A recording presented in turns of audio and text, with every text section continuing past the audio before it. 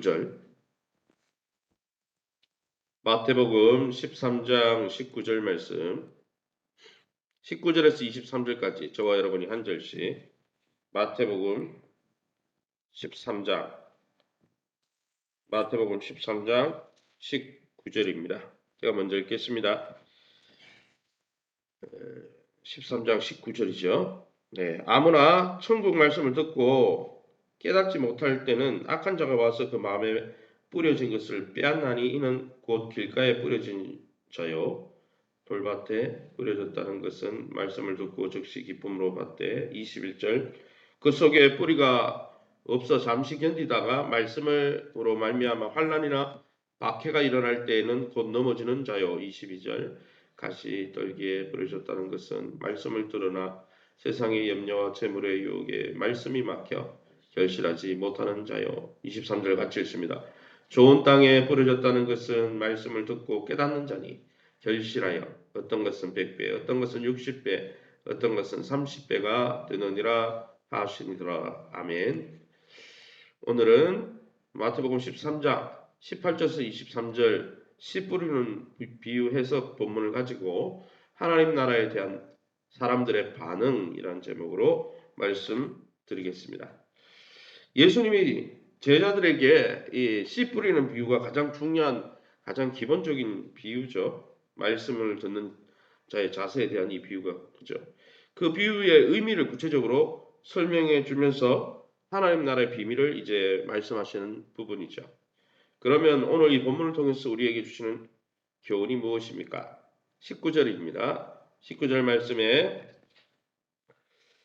아무나 천국 말씀을 듣고 깨닫지 못할 때는 악한 자가 와서 그 마음에 뿌려진 것을 빼앗나니 이는 곧 길가에 뿌려진 자다라고 말씀하고 있습니다. 그러니까 말씀을 들을 때 여러 사람들의 반응이 있다는 거죠. 어떤 사람들은 말씀을 듣습니다. 듣는 자리에 있는데 전혀 깨닫지 못해요. 들어도 깨닫지 못했기 때문에 마음에 안 와닿았기 때문에 그 말씀을 순종하는 데까지 갈 수 없는 것이죠. 그것은 말씀의 문제가 아니에요. 설교자의 문제가 아니에요. 왜? 말씀은 능력이 있어요. 말씀 그 자체는 하나님의 말씀이기 때문에 설교자가 증거하는 것은 하나님의 말씀을 기초로 증거하기 때문에 그 말씀에 문제가 있는 게 아니고 말씀을 받는 사람들의 태도와 마음에 문제가 있다는 거예요. 그 마음이 세상에 속해 있고 세상에 임박해 있어가지고 하늘에 대한 갈망이 없고 천국에 대한 별로 기대가 없고 뭐 교회를 통한 하나님의 능력을 체험하겠다 이런 마음이 별로 없이 그냥 자리에만 차지하고 있으면 하나님의 말씀이 딴 세상 언어처럼 딴 나라 말처럼 딴 외국어처럼 깨닫지 못하는 외국어처럼 무의미하게 들리는 거죠. 지겹죠. 그런 사람은 예배가 지겹죠. 예배가 어서 끝났으면 좋겠다. 그거는 그거는 이 오늘 성경에 나오던 길가밭이죠.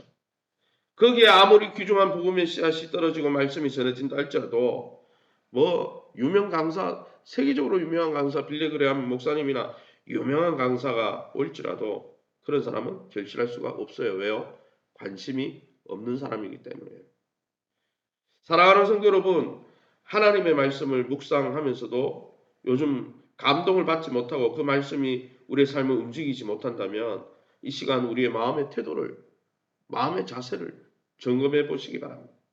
20절에서 22절입니다. 20절 돌밭에 뿌려졌다는 것은 말씀을 듣고 즉시 기쁨으로 받되 또 22절 읽어보겠습니다. 가시떨기에 뿌려졌다는 것은 말씀을 들으나 세상의 염려와 재물의 유혹에 말씀이 막혀 결실하지 못하는 자다 했습니다.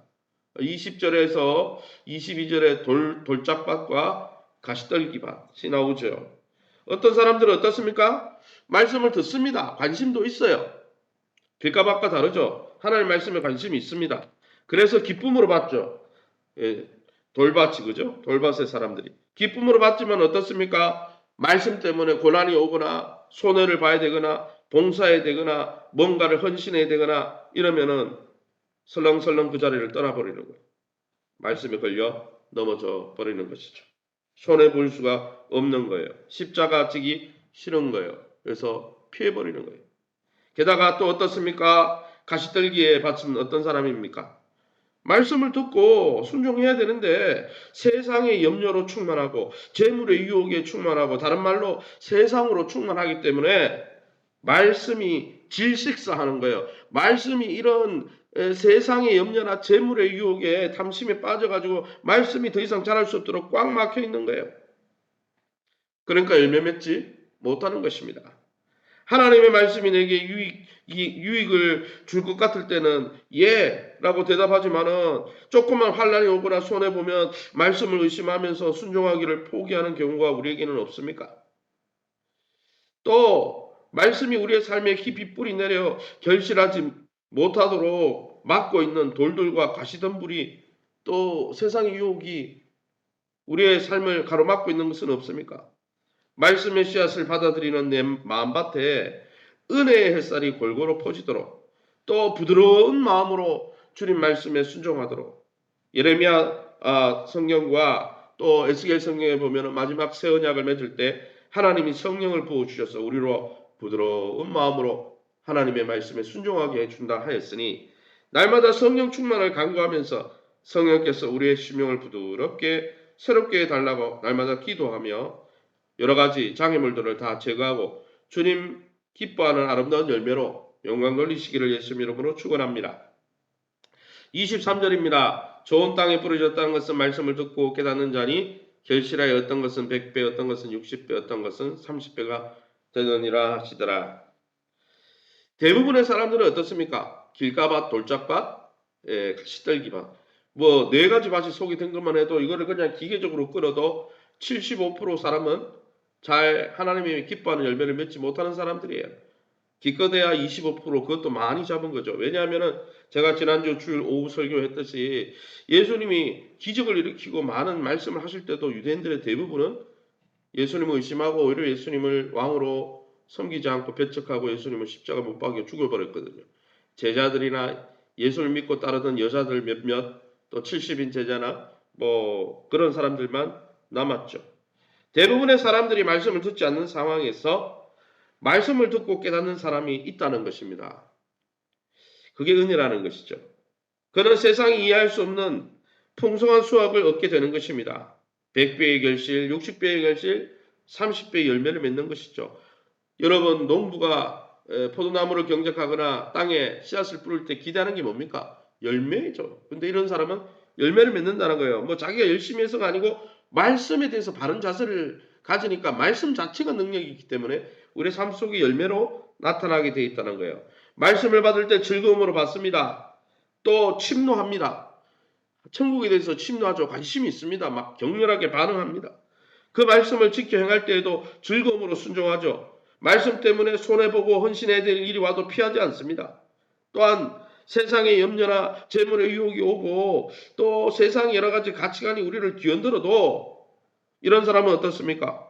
말씀을 순종하는 즐거움을 빼앗기지 않으려고 마음을 지키고 무릇 지킬 만한 것보다 내 마음을 지키라 하신 주님의 음성 앞에 좋은 마음밭을 지키려고 그 사람은 항상 경성하여 깨어 있어서 자기의 마음을 점검하는 것이죠.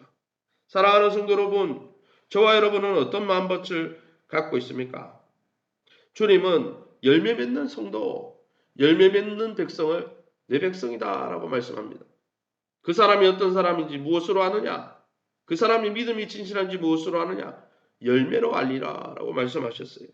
사랑하는 성도 여러분, 저와 여러분이 시냇가에 심은 나무처럼 시냇가에 심은 나무의 특징, 시냇가에 심은 나무 같은 복 있는 사람, 하나님이 인정하는 의인의 특징이 뭡니까?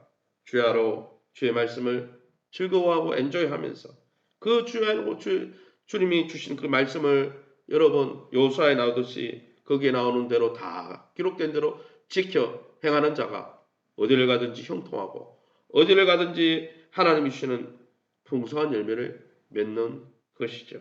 저와 여러분이 매일매일 하나님께서 설교자를 통해서든 방송을 통해서든 여러분의 개인 경건을 생활을 통해서든 말씀이 떨어질 때마다 말씀을 향하여 침노하고 격하게 반응하고 헌신하고 또 세상의 유혹이 들어와도 말씀을 굳게 붙들고 뿌리를 박아 그 안에서 하나님 주시는 놀라운 열매를 맺는 형통한 인생 다 되시기를 예수님 이름으로 축원합니다. 시간에 우리 합심해서 기도합니다. 기도하실 때 우리 공동체, 교회 공동체가 말씀 공동체가 되게 도와주시고 말씀의 사람이 되게 도와주시옵소서. 하나님의 사람은 말씀의 사람입니다.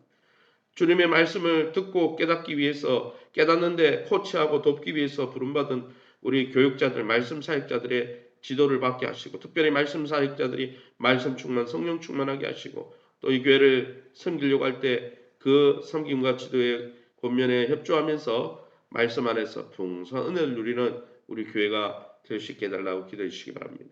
특별히 교회 내적으로 외적으로 어린이 전도팀 9개 목장, 또 주일학교 부흥과 활성화를 위해서 기도해 주시고, 세우신 교회와 좋은 관계를 맺고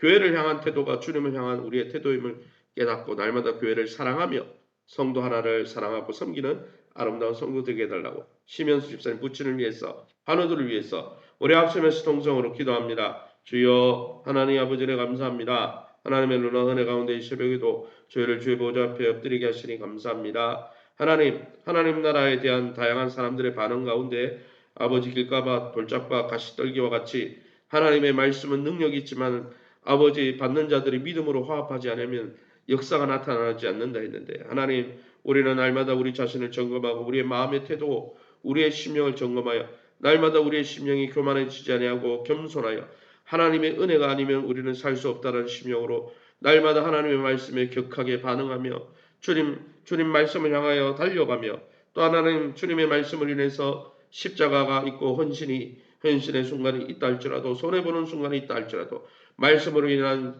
아버지 고난 가운데 복음과 함께 고난을 받을지라도 하나님 이 길이 하나님 정말 생명의 길인 줄 알고 믿음으로 끝까지 달려갈 수 있도록 성령으로 충만하게 도와주시고, 가시떨기와 같이 세상의 유혹과 물질의 탐욕에 빠져 하나님 뒤를 돌아보는 자가 없게 도와주시고, 하나님 우리를 불러주신 주님 부름 앞에 표대를 향하여 믿음으로 끝까지 하늘의 상급을 보고 달려갈 수 있게 도와주시고, 그래서 주님 기뻐하는 30배, 60배, 100배를 맺으며 시내까지 심은 나무 같은 형통한 인생 될 수 있도록 오늘도 성령 충만함을 부으셔서 우리의 심령이 주의 말씀 앞에 부드러운 심령으로 순종하게 도와주시옵소서. 교회 내적으로 외적으로 잘 활성화되고 재건되게 하여 주옵소서. 어린이 전도팀 9개 목장을 통해서 하나님의 피차 모이기를 힘쓰게 도와주시고, 삼겹줄은 끊어지지 않는다 했사오니 성도의 교제와 훈련과 하나님 교회가 온전케 하여 주옵소서. 중고등부 신방과 청년개부와 영유아부 유초등부 사역을 통해 주일학교가 더 아버지 번성하며 활성화되게 도와주시고,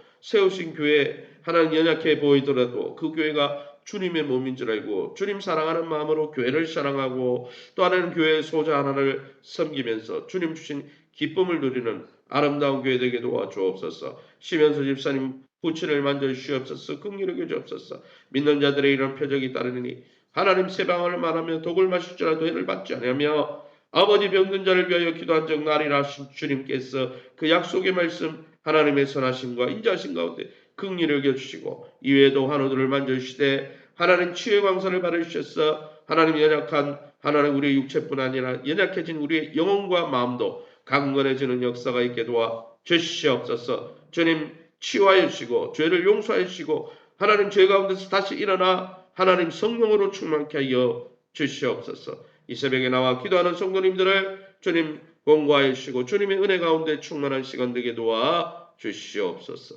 감사함이 예수 이름으로 기도합니다. 아멘.